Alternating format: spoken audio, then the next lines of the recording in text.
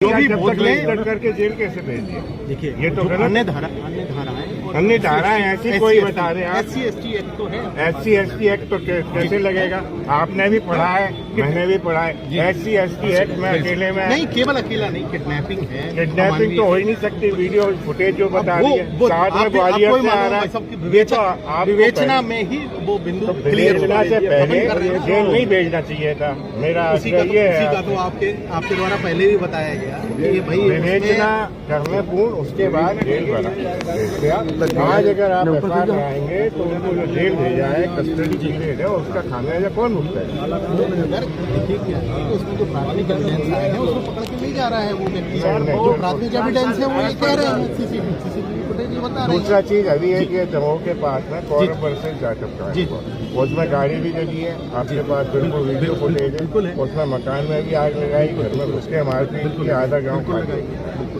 उसमें कौन सी FIR की है? उसमें उन तरफ से जो भी हमारे पास आवेदन या कोई भी व्यक्ति है, अभी चूंकि उसमें जो भी आवेदन दे दिए वहाँ पे 100% आपको शाम को 1 घंटे के अंदर जैसे ही हमारे आवेदन हम क्लियर कर लेते हैं 1 घंटे के अंदर FIR करते हैं।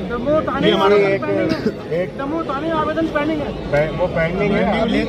1 घंटे का टाइम आ रहे हैं। हम कह रहे हैं कि आवेदन है तो 1 घंटे में FIR।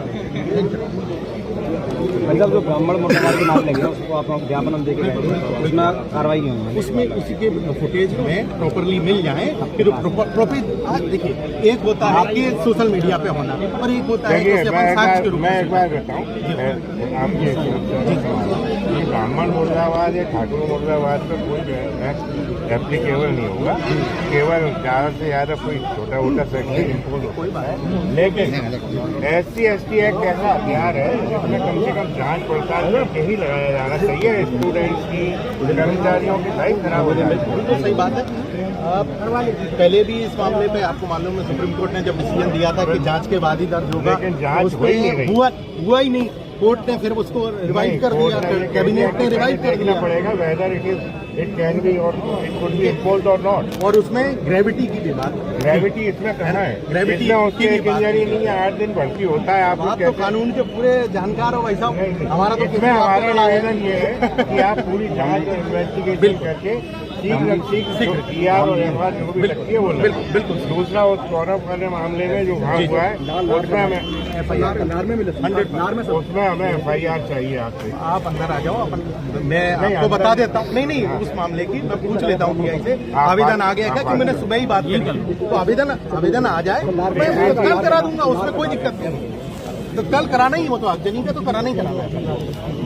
आपको एक ज्ञान में और रहूँ मैं, आपके ज्ञान में मुझसे ज़्यादा है कि ये क्लासेस चलती हैं कि कैसे SC ST एक्ट को इम्पोज कराया जाए। उसके ट्यूशन चलते हैं, कोचिंगें चल रही हैं, उसके बाद ये लगवाए जाते हैं। तो इनमें तो जांच करनी चाहिए। नहीं। अरे मेरे पास एविडेंस है, मेरे पास पूरे क्लास में पढ़ाते हुए एविडेंस है, वीडियो जिनमें ये सिखाया जाता है कि SC ST एक्ट को लगाने के लिए क्या करना है।